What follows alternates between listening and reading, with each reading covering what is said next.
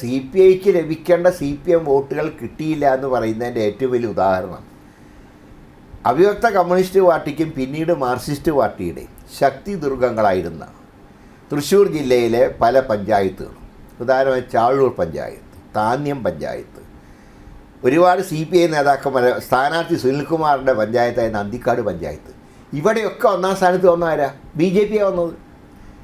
ഞങ്ങളും CPI ഒരുമിച്ച് നിന്ന കാലത്തും പോലും ഭൂരിപക്ഷം കിട്ടാത്ത പഞ്ചായത്തുകളിലാണ് BJP ഒന്നാം സ്ഥാനത്ത് വന്നത്. ഇപ്പോൾ ഗുരുവായൂർ നിയോജകമണ്ഡലത്തിലെ ഏങ്ങണ്ടിയൂർ പഞ്ചായത്ത് LDFൻ്റെ ഉരുക്ക് കോട്ടയാണ്.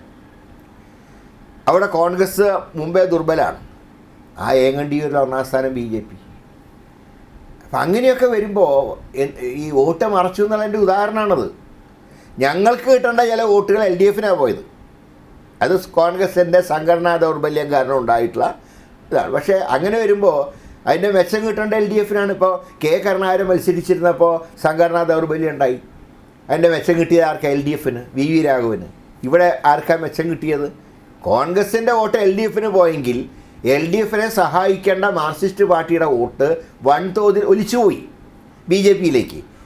അതിൻ്റെ ഒരു ഉദാഹരണം എന്ന് പറയുന്നത് ഈ പൂരം വിവാദം വരുന്നതിന് മുമ്പ് തന്നെ ഇലക്ഷൻ തൃശ്ശൂർ റിസൾട്ട് വന്നതിന് ശേഷം CPIയുടെ ജില്ലാ കമ്മിറ്റി പറഞ്ഞൊരു കാര്യമുണ്ട്.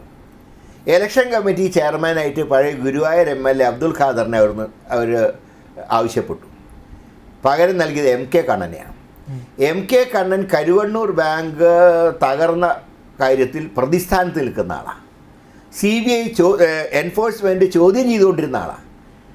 അപ്പോൾ അബ്ദുൽ ഖാദറിനെ CPI ആവശ്യപ്പെട്ടപ്പോൾ അബ്ദുൽ ഖാദറിനെ അല്ല കൊടുത്തത്, നേരെ മറിച്ച് ഈ ED അന്വേഷണം നേരിടുന്ന, ഏതാണ്ട് അറസ്റ്റ് ചെയ്തു എന്ന് വരെ പറഞ്ഞ കണ്ണനെയാണ് ചെയർമാനാക്കിയത്. ആ ഇലക്ഷൻ കഴിഞ്ഞപ്പോൾ ഒരു കാര്യം ശ്രദ്ധിച്ചോ? കണ്ണനെ ചോദ്യം ചെയ്ത് എത്ര മണിക്കൂർ ചോദ്യം ചെയ്തു ED? ഇപ്പോൾ അതിനെക്കുറിച്ചേ കേൾക്കാനില്ല. ഇപ്പോൾ കരുവണ്ണൂർ ബാങ്കും ഇല്ല, EDനെയും കുറിച്ച് കേൾക്കാനില്ല. കണ്ണനും AC മൊയ്തീനും ജില്ലാ സെക്രട്ടറി വർഗീസിനെ കുറിച്ച് ആർക്കും ഒന്നും കേൾക്കുന്നില്ല. അതിൻ്റെ ഈ മെച്ചമാണ്. ഒരു MP-യെ BJPക്ക് കിട്ടിയതിൻ്റെ പ്രത്യുപകാരം അവർക്ക് കിട്ടി, CPMന് കിട്ടി, പിണറായിക്ക് കിട്ടി.